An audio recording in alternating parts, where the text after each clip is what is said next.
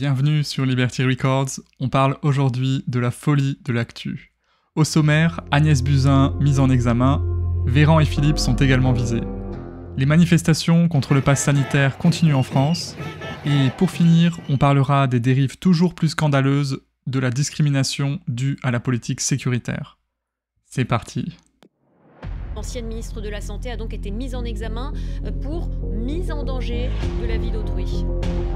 Donc pour la Cour de justice de la République, il y avait des éléments suffisants pour cette mise en examen. Agnès Buzyn a-t-elle manqué à ses fonctions de ministre de la Santé? À son arrivée ce matin devant la Cour de justice de la République, face aux caméras, elle campe sur ses positions. Elle défend la bonne préparation du gouvernement à une éventuelle crise sanitaire. Alors ça, c'est vraiment la blague de l'année, quoi. Elle défend une bonne préparation de la crise sanitaire. Ils avaient quand même fait brûler les stocks de masques avant, ils avaient fait fermer les entreprises qui produisaient de l'oxygène, on avait délocalisé toute notre industrie, donc on était vraiment en rade et de médicaments, on était en rade de soignants, on n'avait pas assez de lits d'hôpitaux, donc une catastrophe intégrale et des décisions politiques de confinement totalement inefficaces. Pour en savoir un peu plus sur cette mise en examen, on va regarder ce qu'en dit le journal Le Monde.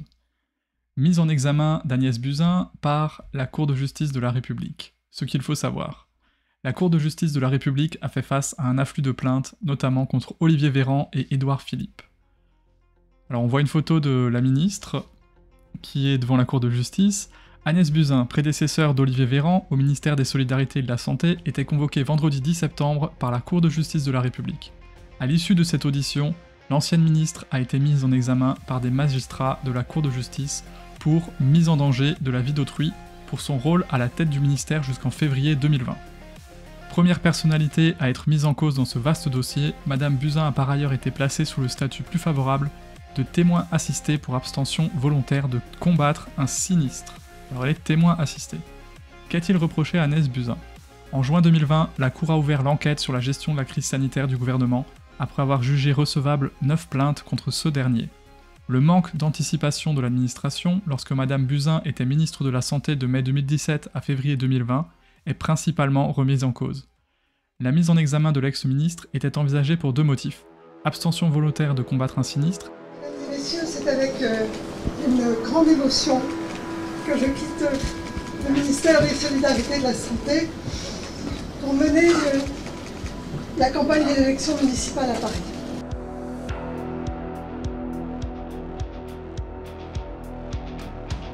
J'étais dans le train et je lui disais mais arrêtez votre grève.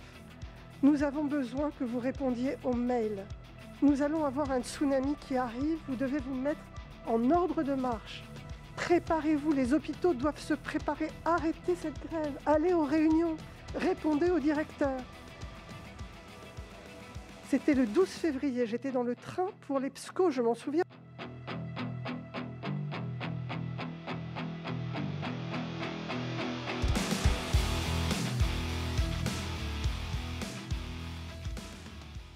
Mise en danger de la vie d'autrui. Ce dernier motif d'accusation s'appuie sur le décret 2017-1076 relatif aux attributions du ministre des Solidarités et de la Santé, signé par Madame Buzyn le 24 mai 2017.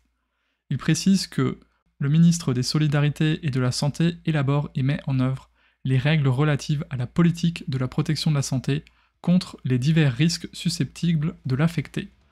Voulant précisément déterminer à travers son enquête si la ministre avait sciemment dissimulé la pénurie de masques, la Cour de justice de la République a accumulé plus de 60 tomes de documents sur l'action de l'administration de Madame Buzyn face à l'arrivée de la pandémie. Celle-ci avait un temps déclaré que le port du masque était totalement inutile pour les non-contaminés. Agnès Buzyn avait quitté ses fonctions le 16 février 2020 pour entamer sa campagne électorale aux élections municipales à Paris, donc en pleine crise, en ayant connaissance de la situation sanitaire déplorable du pays. Dans des interviews accordées au Figaro et à France Inter, à la même période, l'ancienne ministre avait nié être au courant de la dangerosité du Covid-19. Elle n'exprimait n'avoir eu qu'une intuition de la gravité du virus, ajoutant qu'à une semaine des élections municipales. Tous les experts qu'on entendait sur les plateaux disaient encore que ça allait être une grippette, une affirmation fausse, les grandes instances médicales mondiales ayant alerté les gouvernements dès janvier 2020.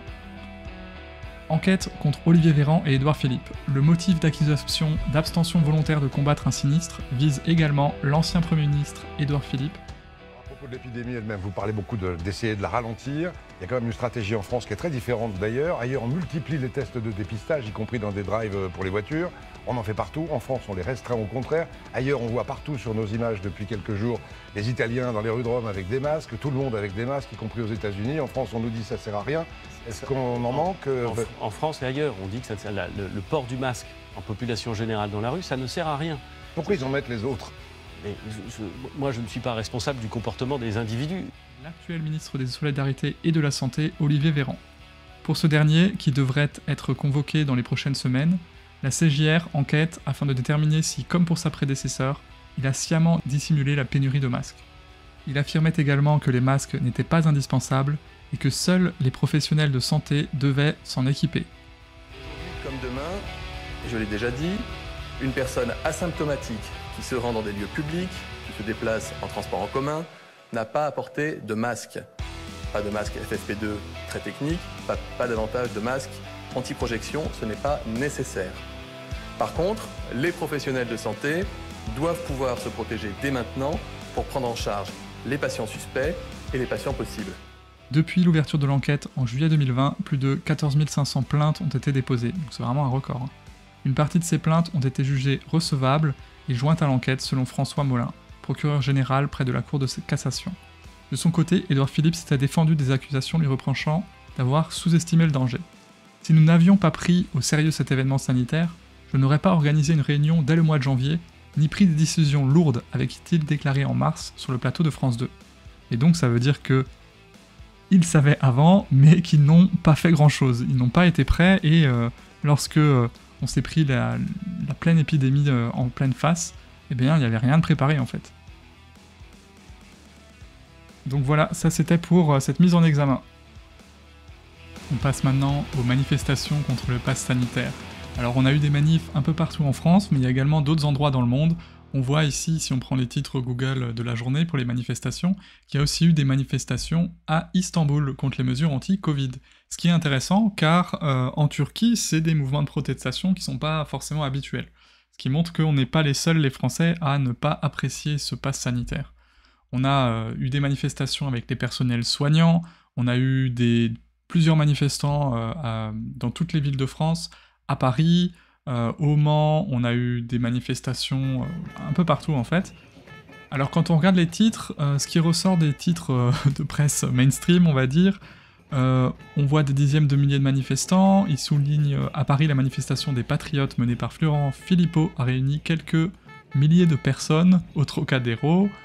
On voit Le Mans, une 9e manifestation anti-pass sanitaire rassemble 400 personnes. Manifestation contre le pass sanitaire, regard croisé des anti-pass et des vaccinés. Plusieurs milliers de manifestants de nouveau à Avignon. Cahors, des manifestations contre le pass sanitaire et un petit moment de tension.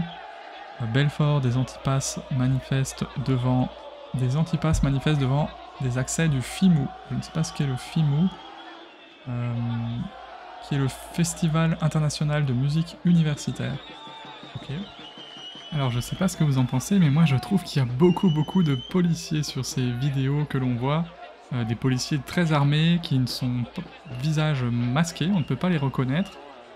C'est assez impressionnant moi je trouve quand même dans les manifestations aujourd'hui. Alors maintenant si on regarde les vidéos qui sont sorties aujourd'hui sur les manifestations, on voit BFM TV qui bien sûr va mentionner des incidents, c'est évident, des tensions en marge d'une manifestation. On voit d'autres articles, et BFM qui mentionne à chaque fois les incidents. Hein. Ils aiment bien dire qu'il y a des incidents. On voit un monde fou à Marseille, des manifestations de soignants. On a un direct d'Actu Orange des manifestations anti-pass. Manifestations contre le pass sanitaire et l'obligation. On nous parle dans la tribune des manifestations à Istanbul contre les mesures anti-Covid. Et c'est à peu près tout. À 3, intrusion de manifestants anti-pass, on va voir ce que c'est. Donc, intrusion de manifestants anti-pass sanitaire à l'hôpital, la police intervient. Une trentaine de manifestants anti-vaccins et anti-pass sanitaires se sont introduits le vendredi 10 septembre 15h au centre hospitalier de Troyes. Une trentaine de manifestants se sont introduits, aucune dégradation constatée. C'est de la désobéissance civile apparemment. Ah bah c'est contre les mesures qui se passent à l'hôpital en fait. Et effectivement, bon, ils travaillent encore. Jusqu'à quand ils sont en train de se le demander. Il faut savoir qu'au 15 septembre, la première injection est obligatoire. Ensuite, au 15 octobre. Et après, qu'est-ce qui se passe? On les met à pied, sans salaire, mais ça s'est jamais vu. Ça s'est jamais vu, ni dans le code du travail, ni dans la vie civile, ni dans... C'est en dehors des clous. Donc on a avec nous quelqu'un quand même qui tient la route en droit et qui expliquera à la direction sur quel texte juridique européen, voire même français, européens et internationaux, on s'appuie pour défendre notre position. Si j'ai bien compris, vous espérez une entrevue? Oui, on espère une entrevue. Donc on voit que c'est en fait des gens qui défendent les soignants, hein, qui sont obligés de se faire vacciner ou alors qui se font virer ou mettre à pied, quoi. Donc voilà, c'est plutôt positif, on va dire. La façon dont c'est présenté, c'est un peu biaisé, on va dire. Ça fait plaisir de voir qu'il y a des manifestations en France et qu'il y a des gens qui s'opposent à ces dérives autoritaires. Et justement, en parlant de ça, on va maintenant voir ce qui se passe chez nos voisins européens, notamment en Allemagne, avec de grosses dérives qui, j'espère, n'arriveront pas en France.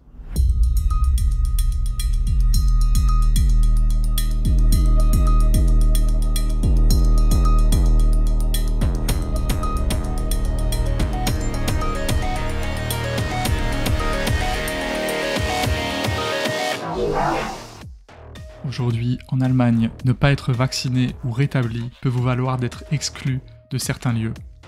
Non, le test PCR ou antigénique négatif ne sont même pas acceptés. C'est une pure discrimination sur votre statut de santé passé. Une vraie folie sanitaire. Alors, cette histoire a démarré à Ludwigshafen. Il y a un festival du cinéma en plein air. C'est un festival qui a mis en place cette règle des 2G pour geimpft ou genesen, qui veut dire vacciné ou rétabli. Ça veut dire que même si vous avez un test antigénique ou PCR négatif, vous ne pouvez pas y aller. Je répète, c'est un festival à l'extérieur, comme on peut le voir sur ces photos.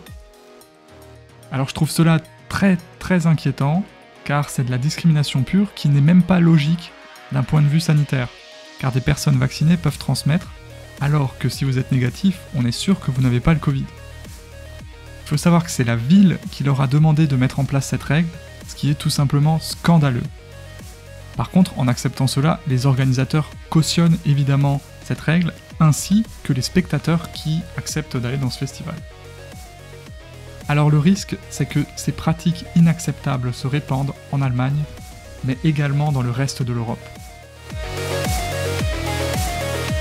Alors si cet événement n'était qu'un événement isolé et unique, il resterait inacceptable. Mais le souci, c'est que l'on voit d'autres lieux qui mettent en place cette règle. Par exemple, on a un restaurant privé qui a mis en place cette même règle de manière volontaire. De sa propre initiative, il met en place l'exclusion des gens qui ne sont pas vaccinés ou rétablis de son restaurant, pour pouvoir retrouver le sentiment de la vie d'avant. Mais dans la vie d'avant, on ne discriminait pas des citoyens, des enfants, simplement parce qu'ils n'étaient pas vaccinés, qu'ils n'avaient pas eu une maladie. Alors un de ces arguments est qu'une personne testée négative peut encore attraper le virus et le transmettre entre le moment où il s'est fait tester et le moment où il va au restaurant. Alors bien sûr que la possibilité n'est pas nulle, mais elle reste très faible. Et d'ailleurs, les vaccinés ayant bien plus de contacts sociaux, on peut se demander si ça n'est pas les personnes qui vont aussi transmettre le virus. Au final, pour vous protéger vous-même du propre risque que vous prenez, on vous interdit toute vie sociale, on fait de vous un citoyen bulle. Et je le rappelle aux vaccinés qui imposent leur discrimination. Si le vaccin est efficace, vous n'avez aucun souci à vous faire. Alors je suis en colère, je me sens vraiment désemparé de voir des gens qui agissent comme des collaborateurs actifs de l'apartheid sanitaire et sécuritaire. Bien sûr, ils ont sans doute des excuses, sans doute que certains sont juste des imbéciles heureux qui ne comprennent pas qu'ils participent à une dérive autoritaire. Pourtant, pour la plupart, ils sont simplement des égoïstes et des pleutres, et je pense qu'ils seront jugés par l'histoire. Alors je vous invite tous à envoyer un mail à la ville de Ludwigshafen pour dire que cette discrimination pour des événements en plein air est inacceptable, et surtout pour manifester votre horreur et ne pas laisser cette dérive s'étendre au reste de l'Europe. Je vous mettrai le lien dans la description.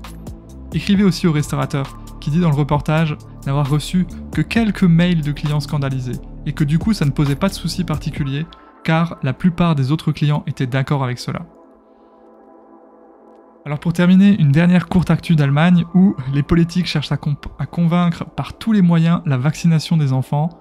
On a également vu une femme politique proposer d'offrir des donneurs contre une vaccination. On vit vraiment dans un monde de fous, mais il faut continuer à lutter. Allez, portez-vous bien et je vous dis à la prochaine. Ciao.